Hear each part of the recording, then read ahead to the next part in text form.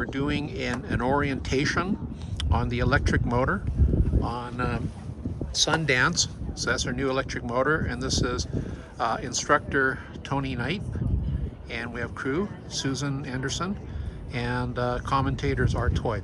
We're going to be looking at the new electric motor that we're using here at Fairwind Yacht Club. We went to quite a process of selecting this particular motor for the application of using it on the Catalina Capri 22 boats. And so it's a really simple motor to use. The whole point of moving to this from the gasoline outboard is to make it easier, especially for new sailors or people who are not used to outboards.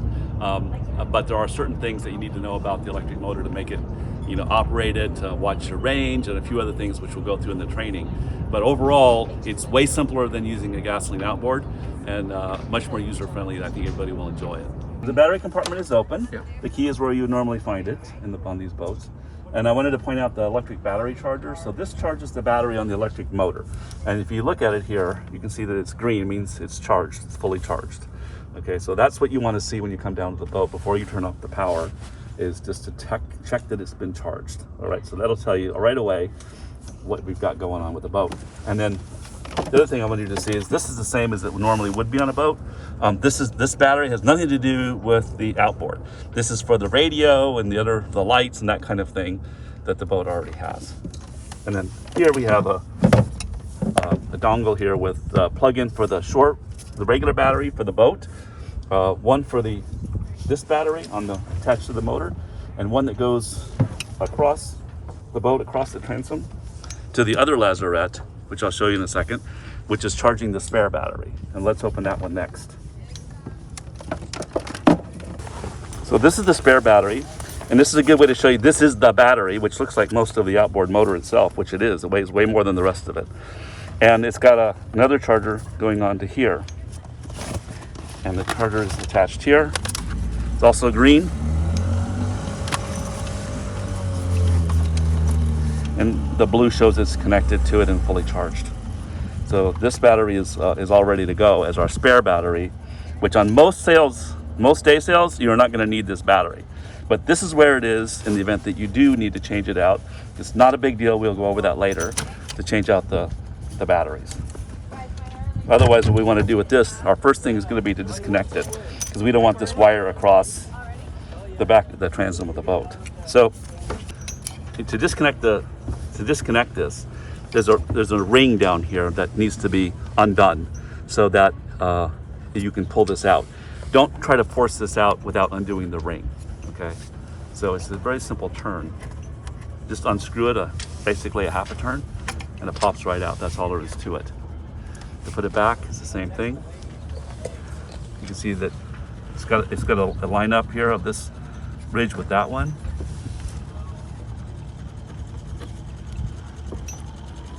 That's there. And then a little twisty on the bottom. And a little twisty to the right. Righty tighty, lefty loosey, and she's on. Now we're blue again here. This looks a little different than some of the other boats because it's got an extra 2 plugs. So it's not just simple one. So we're going to unplug everything here. This is the boat's main system. This is the battery. But notice that Susan has already turned off the power at the dock. So we're not live. This is where we charge the battery. It's a connection here. This goes from the battery to the motor. So this is the connection from the battery to the motor. This goes from the battery to the charger, the small one, right? And you'll see it like this locking system here. This is a bicycle lock that locks the battery on here so no one can steal it. But you don't have to deal with it. You don't have to take it off to use it today. It just stays in place. So that's not a problem because it's just locking the battery to the outboard motor mount. That's all there is to it. This lock down here has the key down in the boat box down below.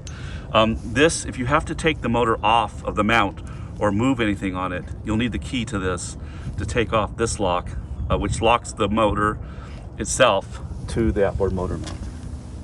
We have the shaft down here, which takes it down into the water. And then the motor itself is just the oval bulb at the bottom with the propeller attached to it. That's the motor. That's all there is to the motor. It is really small, and that is your motor. And all the rest of this is powering the motor like a gas tank, but this is your battery. And then this is the control arm. So this simply comes up like that in place. And this is how you're going to control your motor like that. To move this in and out of position, just pull it out, pull to release, it says it on here, and it goes back down. And then pull it out again, and put it back in before it goes back into place. The motor tilts on the mount. It's the same procedure as I showed you before. There's a blue ring, righty-tighty, lefty-loosey. So we loosen it. And it's just a half a turn, that's all there is to it. Don't go any further than that. It just won't go any further than that. And simply pull it out. And that's it. And then put this back in place to keep it dry and clean, the cap. And then this part can go below us in the lazarette.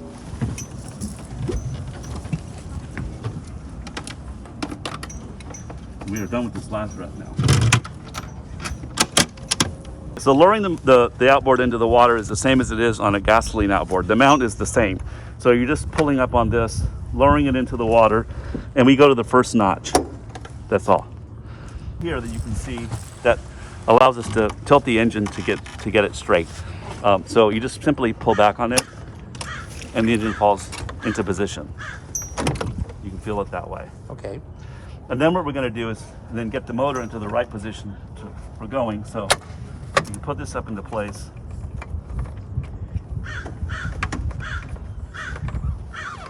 Get it straight, like so. And then we can lower it into the water.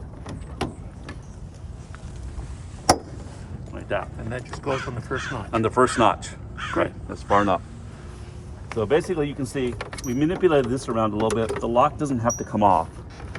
All right, we can still tilt the motor around as we need to. And this just rests here. So if this seems odd, like, oh, it seems like it should be out of the water, it shouldn't. It just rests on the back, on the transom of the boat. Getting the motor started. So there's no pulling, there's no adjusting. This is the fun part and the advantage of having an electric outboard. So this is the kill switch or the magnetic key. This is essential or the motor will not start. And it just goes on like if you have a Mac, it's like your charger. It goes right in here like as a magnet. And again, this is attached down below. When you get the boat, this is all here. And we're gonna want to attach the kill switch to something. So this is good. Backstay is fine. You can attach it to, you can go here.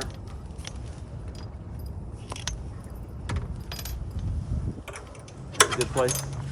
Something where it's obviously attached to something. Now starting the motor. Oh, let me ask you this. Yeah. Do we have a spare in case it falls overboard? I don't think we do. Okay, So that's the only that might one. be something else we want. Okay. Yeah. Because I can't imagine this is very expensive. So if you guys can, I don't know if you can see, but there's a power button here.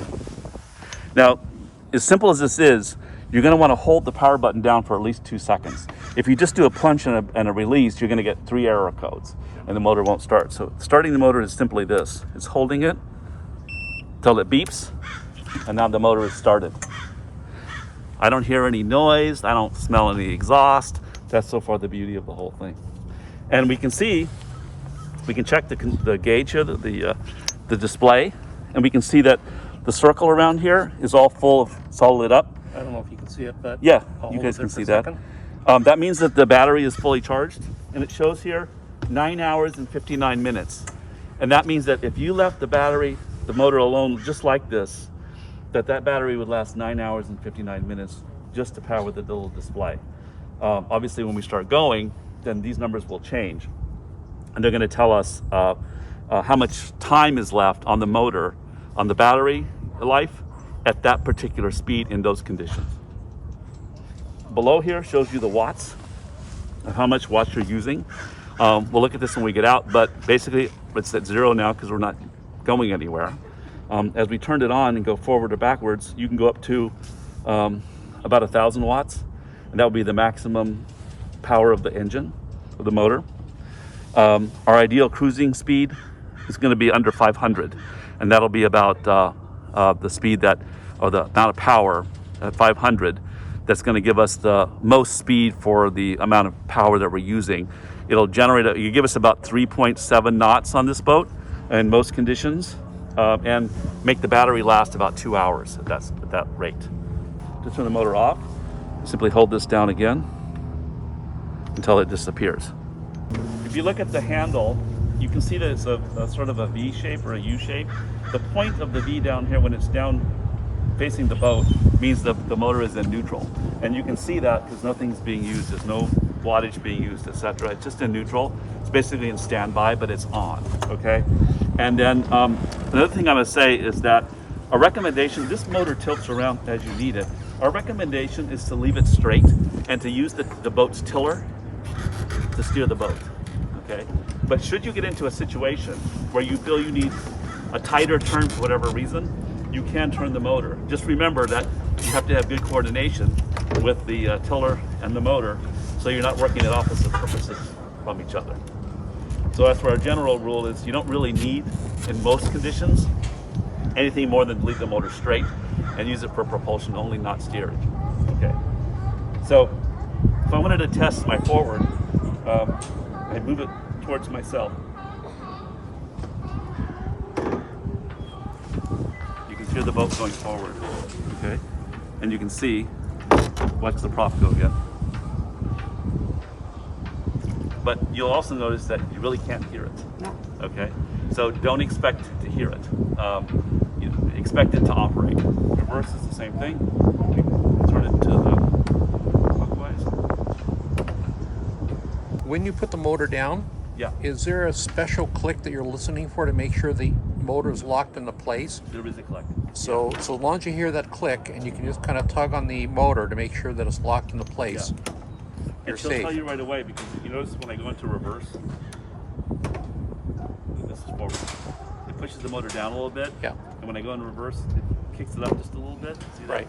So that's why you want to. That's why we want to make Yeah. sure the motor's locked Yeah, down. that's normal. Okay. Now we're going to back out the boat.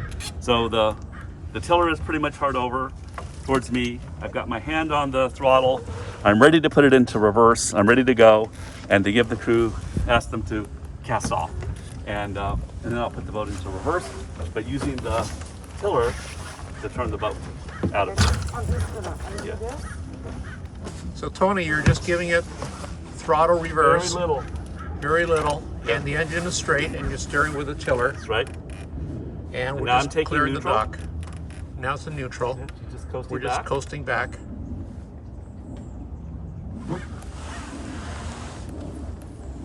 Okay, And I've you're got a clear. lot of control here, so I can wait till the boat is nice and straight. So we're straight, and you're Now we're straight straight, on and the I'm tiller. putting my tiller over. And that's what I like to call a drama-free exit from the slip. So it's really easy with this. You can see I'm not using a lot of power coming out of here. If I'm not sure what's kind of going on up here as I reach the end of the finger, I can grab neutral.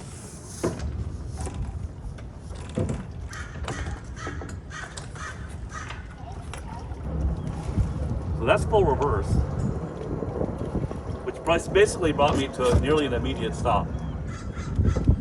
It does stop nicely. Yeah, it stops really quickly.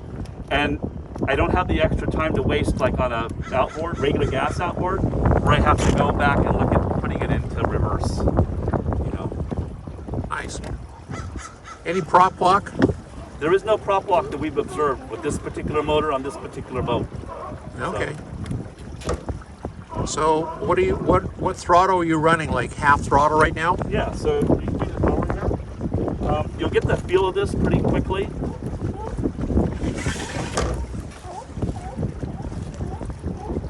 So you're running about 500 now? I'm running about 500 right now. So at 500, how long will it? 458, and it's going to be 2 hours and 9 minutes at this speed. So 2 hours. And it states it right on the printout on It says the. on here, but it doesn't tell you on here your speed.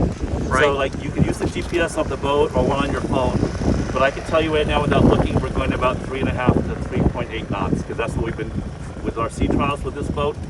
it's consistent with that. Even Yeah. going into the southwest. And we have a light headwind right now. Light headwind is not a problem. You know, I've still got, just like this, 2 hours and 26 minutes is telling me on the display. Maybe you could show them the display, and then you can see what we've got going here. So do you recommend that you can motor all the way outside before putting your sails up, or do you recommend our members to raise the sails and sail out as soon as possible to save the battery? Well, it really is up to you on what you're planning for the day.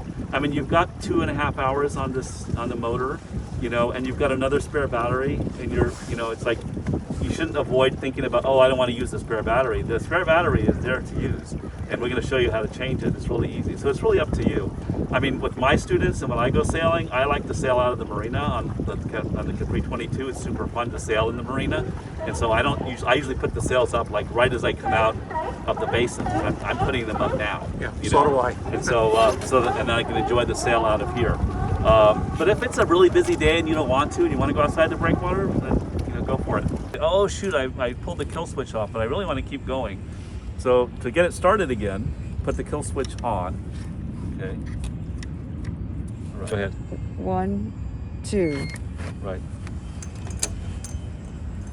That's it. And we're ready to go sailing. So then the question becomes, what are we going to do with the motor? So it's not dissimilar to what you would do with a gasoline engine. And that means we basically want to turn it off and get it out of the water. You could leave it in the water. It's not going to harm anything, but it is going to give you more drag. So, you know, that's not going to be the best thing for your speed if you're sailing. But you could leave it down if you wanted to. So what we're going to do now is basically turn it off and get it out of the water, ready to go sailing. Okay, so basically we would go to neutral, and we would power the engine off by holding it down. 2. So did the screen disappear? Yes, it did. Okay, so the motor is off now. So we're mostly out of the water. Next thing would be to tilt it out. So remember to pull this up, push it over this way, tilt the motor sideways. There you go. The lever on the back now.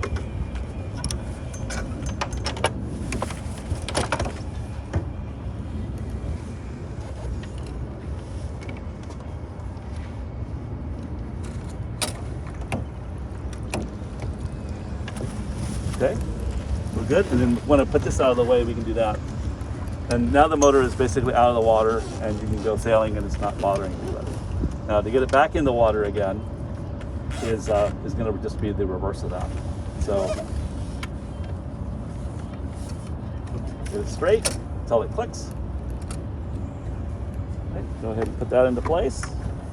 There, and lower her. That was fast. Started. Put the kill switch in, right? And power on. Heard the beep. We're all good to go. Okay. So, okay, let's say that you do run the battery all the way down and you need to change the battery out. Okay, so this is a pretty simple procedure. So again, we want to do like we did before and pull the motor out of the water.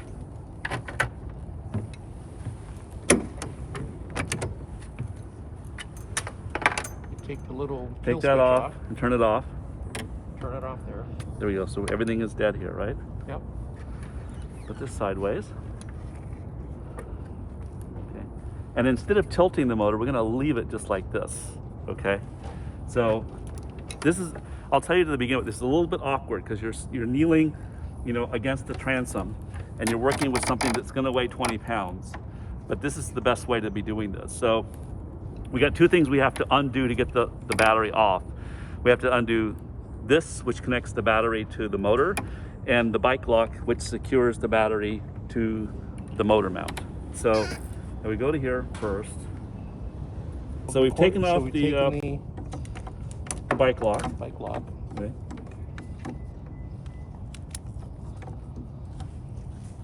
And then the next thing to do is to undo the battery connection, which again, there's a little circular ring here that needs to go lefty-loosey. And it's just a quarter of a turn or so.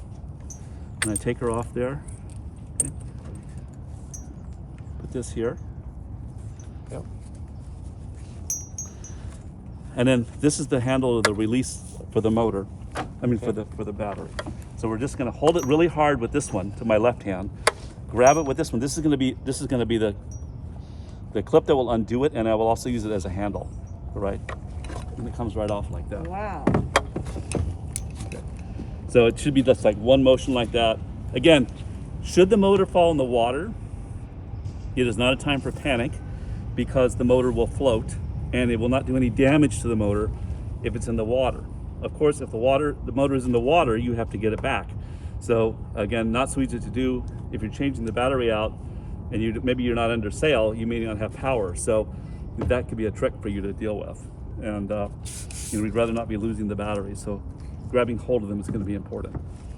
So the next thing you would do then is go down below here, take the battery out, like we looked at this morning. It looks just like this one. And then get it in your hands.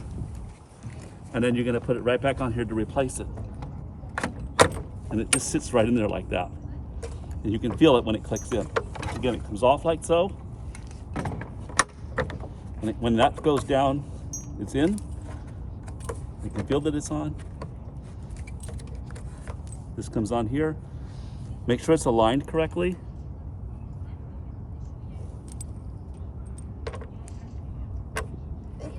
That's it. Tighten it. Make sure it's secure. The motor is ready to go. To prove it, you can check here by turning the power button on. I need the kill switch. And everything is working. It's just telling me that the kill switch is not there. But everything else, the motor has power. When we put this on, all of our trouble lights go away and we're ready to go.